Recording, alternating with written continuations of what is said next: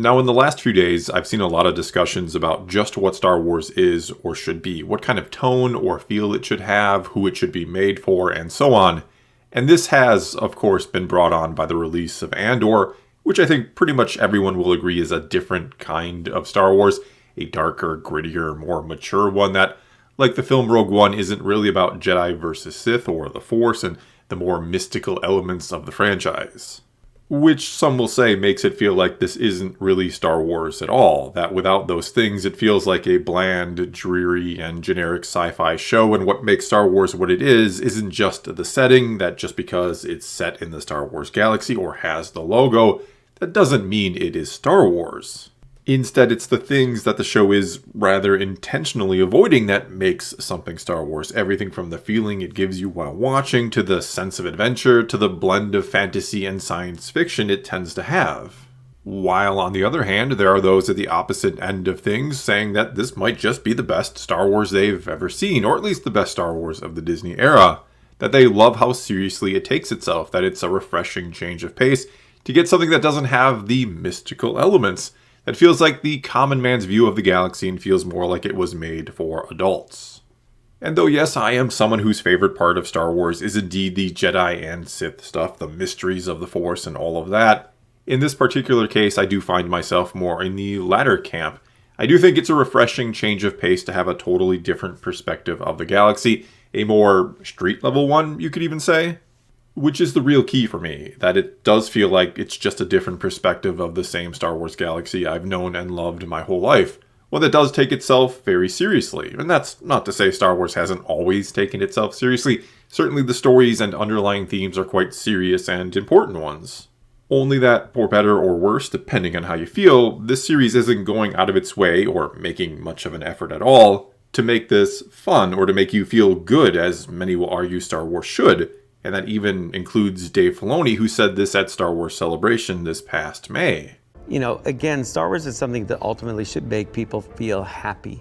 It should make you feel good. It should be uplifting. And that's what I felt in that hall when people are appreciating everyone. And I know it's something that is just so important to the DNA of this thing. When you think of when you left the original Star Wars A New Hope, the theater, people were cheering at the end. People felt great.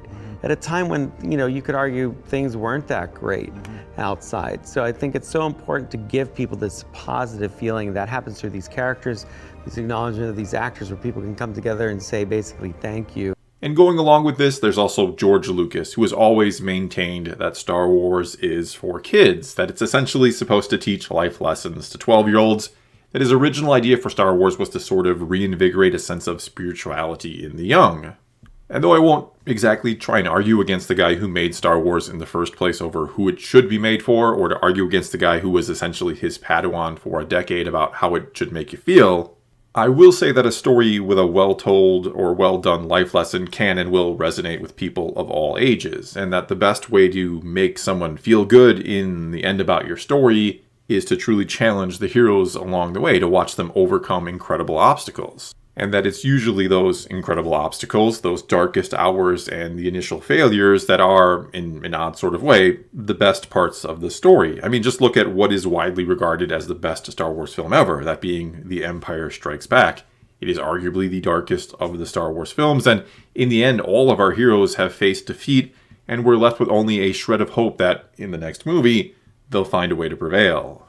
Then there's Revenge of the Sith, which many will say is the best film of the prequels, and that also sees our heroes face defeat and ends in a way where we can only hope that everything will once again be put right somehow, some way, someday. We also have the Clone Wars animated series, which gets darker and darker as the story goes on, and draws closer to the events of the aforementioned Revenge of the Sith. It also has a pretty grim ending where we're only left with a shred of hope for the future for these characters, and yet many fans will say the show only gets better as the seasons go on, and that the ending, the final story arc, the Siege of Mandalore, is the best one of the entire series. We could also certainly add Rogue One to this list as well, a film that even though the good guys get the win in the end, they pay a very, very heavy price, which is one of the things I've always appreciated about Star Wars. And not to disagree with Dave Filoni exactly, but Star Wars rarely leaves you with a 100% all good and happy feeling in the end. In fact, it pretty much never does. There is always a bittersweet element, always something that puts the victory into perspective, which is maybe the best lesson of all we need to learn, that life is never ever going to go exactly how you want or think it should, or be absolutely perfect for you.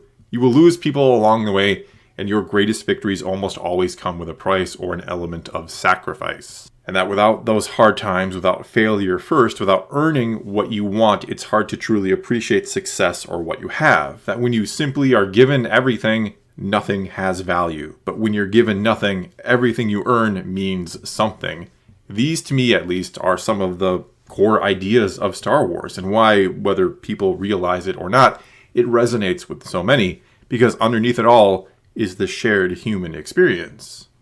And so, for me, what I like about the potential of Andor, I mean, we only have 3 episodes, you can't judge the whole thing just yet, but to me it seems like it's going to show us the true suffering of the galaxy under the Empire. It's going to show us just how bad things were, and put the plight of the common person more into perspective, or in the spotlight, you could even say.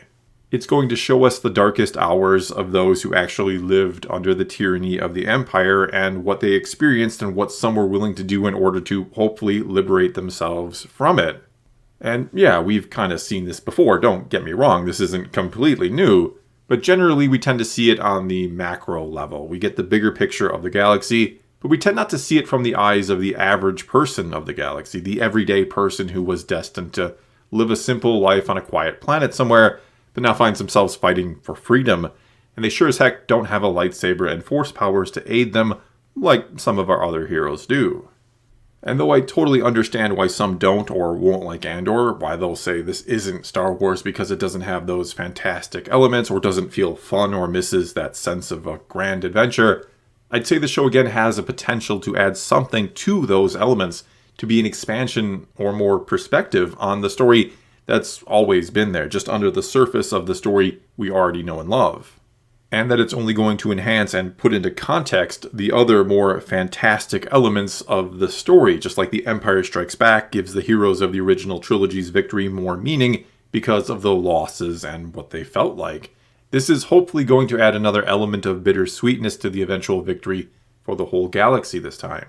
That will now know more of the cost some people who never got the glory the heroes of the rebellion did, who never went on to be legends like Han, Luke, and Leia did, but paid no less of a price, and perhaps paid even more of one. This is the chance to show that with every small sacrifice of the individual we never knew, every choice that person made, the galaxy came one step closer to freedom.